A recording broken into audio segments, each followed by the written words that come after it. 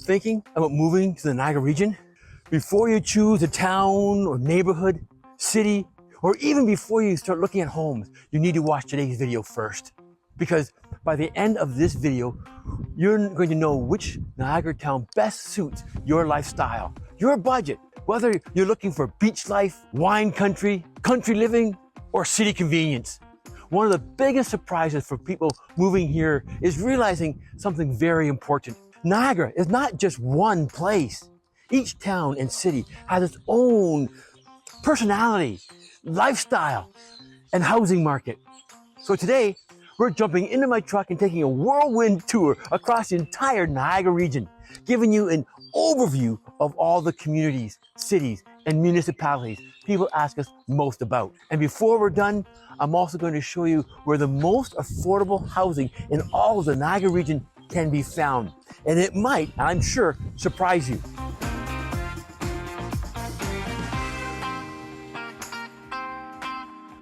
I'm Scott White, and along with my wife Ellen, we are the realtors that's living in Niagara, Ontario. We help people from all over the place relocate here all of the time. So join me. Let's jump into my truck and we'll take a tour of this great region of Niagara. We're going to start on the western edge of the Niagara region with the gateway town of Grimsby. If you're coming from the Toronto or the GTA, Greater Toronto area, this is often the first Niagara community people encounter, sitting right along Lake Ontario at the base of the Niagara Escarpment. Because of this location, Grimsby has one of the most popular communities for commuters, especially those still working in Hamilton or even in Toronto, GTA. But they're looking for a quieter lifestyle and more house for their money. Now, when it comes to housing prices, Grimsby tends to sit on the higher end of the Niagara region. So far in 2026, the average home is selling for around $590,000 here in Grimsby, which is slightly lower than it was in 2024 when it was going around $600,000. You can find condos here in Grimsby for the low $400,000 to $500,000 mark. If you want to find one along the waterfront luxury place, you're going to be looking at over $1 million. Townhomes here in Grimsby running around $550,000 to $700,000. Detached homes starting around $700,000, and they can go up to $1 million, $1.5 million, even $2 million if you're looking along the waterfront or up on the escarpment for luxury homes. Grimsby still maintains a strong small town feel, with plenty of local amenities, including grocery stores, restaurants, big Canadian Tire, and of course, quick access to the box stores and all the stores and restaurants and amenities you have in Hamilton. Because of that balance of location, lifestyle, and community convenience, we see a lot of families and professionals choosing to move here to Grimsby into the Niagara region. So now we're going to continue along Lake Erie on the QEW and come to the largest city here in the Niagara region, that is St. Catharines. With a population of about 136,000 people, St. Catharines is really considered the economic and cultural hub of the Niagara region. It has the strongest mix of employment available here in the Niagara region, including healthcare, education, manufacturing, and quite a bit of retail, amongst other little things as well.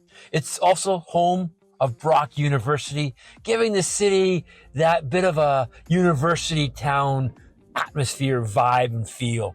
When it comes to amenities, St. Catharines has it all. It has the largest shopping district here, with the Penn Center, including the Penn Center, I should say, which is the largest mall in Niagara. It has almost every major box retailer you can think of. Everything you can think of and want in a large city, St. Catharines has it. It's also along Lake Ontario, offering a beautiful waterfront parks and beaches and properties, giving you quick access to hiking trails along the Niagara River, along the escarpment, along the Lake Ontario. And compared to the rest of Niagara, St. Catharines is definitely the busiest city in the region. But with just a little bit under 150,000 people living here in St. Catharines, it still has that small town vibe that you don't get in those major metropolitan areas. However, like any large city, it does have neighborhoods that are more desirable than others. which is where local knowledge becomes extremely important when deciding where to live. But before we move on to our next city here in Niagara, I need to share something extremely important. And that is, Ellen and I have created a blueprint called the Niagara Relocation Blueprint for people just like you thinking of making a move into the Niagara region. We talk about the cities, we share with you the strategies that we employ to help you make this move smooth and stress-free. If you would like a copy, just comment Niagara Blueprint and we'll send it to you free of charge. Now, before we leave St. Catharines, let me share something a little bit interesting. A community here in the Niagara region where the most affordable housing can be found. It's not where most people think it is. Stay tuned and we'll share that shortly. Now we're going to continue on the QEW, but before we head to Niagara Falls, we're going to make a stop at one of the most iconic and historic communities in the entire region, Niagara-on-the-Lake. If you're looking for vineyard lifestyle, this is where you're going to want to be. Niagara-on-the-Lake is surrounded by vineyards, orchards, and world-renowned wineries like Pelham Estates, Trius, and Wayne Gretzky Estates, just to name a few. The historic Old Town District attracts visitors from all over the world with its preserved architecture, boutique shops, theaters, and charming streets. Because of its prestige and lifestyle, Niagara-on-the-Lake sits at the highest point of the Niagara region for housing. The average home price in 2026 is around $895,000, slightly lower from 2025 at $907,000. While you can technically find townhomes near the QEW and the outlet mall around $600,000, when most locals talk about Niagara-on-the-Lake, they're referring to communities like Old Town, Virgil, St. David's, and Queenston, where homes are significantly higher. Many detached homes in these areas sell well over $750,000, with luxury estate homes going over $2 million, $3 million, $4 million, with overlooking vineyards and the lake. Niagara-on-the-Lake attracts successful professional families, retirees, and downsizers looking for peaceful lifestyles surrounded by natural beauty. Now, before we continue, I want to share something else very interesting. There's actually one city in Niagara where we see more buyers relocating from the GTA than almost anywhere else. And surprisingly, it's not Niagara-on-the-Lake, nor is it Niagara Falls, where we're going to be heading over right now. Just a short drive away from Niagara-on-the-Lake is a place we all recognize, known from all over the world. That's Niagara Falls. Over 2 million visitors come here to Niagara Falls every single year to experience this location. The heart of the tourist district is Clifton Hill, packed with attractions, restaurants, entertainment, nightlife, and of course, Falls View Casino. But once you move just a few minutes away from the tourist district, you'll find quiet neighborhoods, new subdivisions, parks, and family communities here in Niagara Falls. That is why finding a local agent you can trust is so very important when moving here to the Niagara region, especially. So if you're planning on moving here to Niagara, please do not hesitate to reach out to Ellen and myself, either by giving us a call, shooting us a text, sending us an email, or hitting that QR code and setting up a Zoom meeting where you can meet us face to face, ask us any question you want, and we'll help you make this transition smooth and stress-free like we've done with so many of our other clients. Niagara Falls, it is the second largest city here in the region. Housing is also relatively affordable. In 2025, the average home price was about $454,000. Right now, it's sitting just under that at $450,000. Because of that affordability, Niagara Falls attracts first-time home buyers, families, and investors. A lot of investors moving here to the Niagara Falls area for Airbnbs, for commercial properties, rental units, etc. And I find that the greatest number of people moving into Canada as a whole, immigrating into Canada, tend to come to Niagara Falls over other parts of the Niagara region. Because right now, we're going to continue south along the Niagara River, bringing us to the city of Fort Erie, located directly across the border from Buffalo, New York. This gives residents an easy access to Buffalo Bills football, Sabres hockey, Bison's baseball, plus shopping and entertainment in this major U.S. city. Communities like Crystal Beach and Ridgeway offer beautiful Lake Erie shoreline and a relaxed beach lifestyle. The average home price in 2026 sits around $433,000, down from $539,000 in 2025. To be honest with you, we have moved very few people to the actual city of Fort Erie. We find more people of our clients are looking towards Crystal Beach, Ridgeway, Stevensville, rather than the heart of Fort Erie. Fort Erie is right along Highway 3, as I said, going into the border. And so we're going to continue and travel down along Highway 3 and along Lake Erie and come to my hometown, the city of Port Colborne, with a population of a little bit over 20,000 people. It is located where the Welland Canal meets Lake Erie. Port Colborne has a strong waterfront identity and maritime lifestyle with a canal and Lake Erie. It's home to Nickel Beach, one of the nicest beaches in all of the Niagara region, maybe even in Ontario. I spent countless numbers of summer days and evenings relaxing on the beach and enjoying and playing there at Nickel Beach. Plus others only locals know about. If you move here to Port Colborne, I'll share those treasure beaches with you then.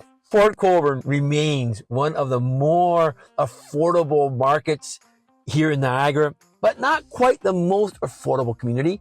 That one is still yet to come. The average home price here in Port Colborne is around $511,000 in 2026, up slightly from 2025 at $501,000, which is a really interesting point to see. Port Colborne's house prices have been slightly increasing year over year for the past 3 years. That's why every community, every area here in the Niagara region has its own unique aspect and quality, and you want to find for yourself a local agent who knows it extremely well, like Ellen and myself.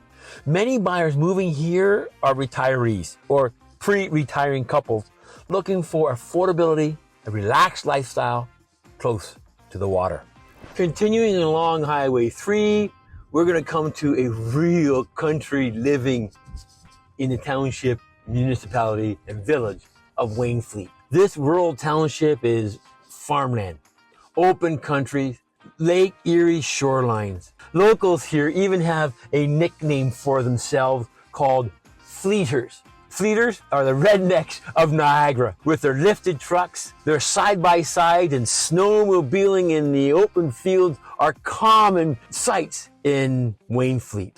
I actually raised my 3 daughters here on 15 acres of property, and that's one of the big things that people are looking for when they're moving here to Wainfleet is property, acreage. Homes near the lake also can be found here, starting under $500,000. Most of them are up to $800 million, some exceeding $2 million, some luxury, beautiful locations. The average home here in Wainfleet is about $951,000 right now in 2026, which is again up from the price of 2025, which was around $817,000.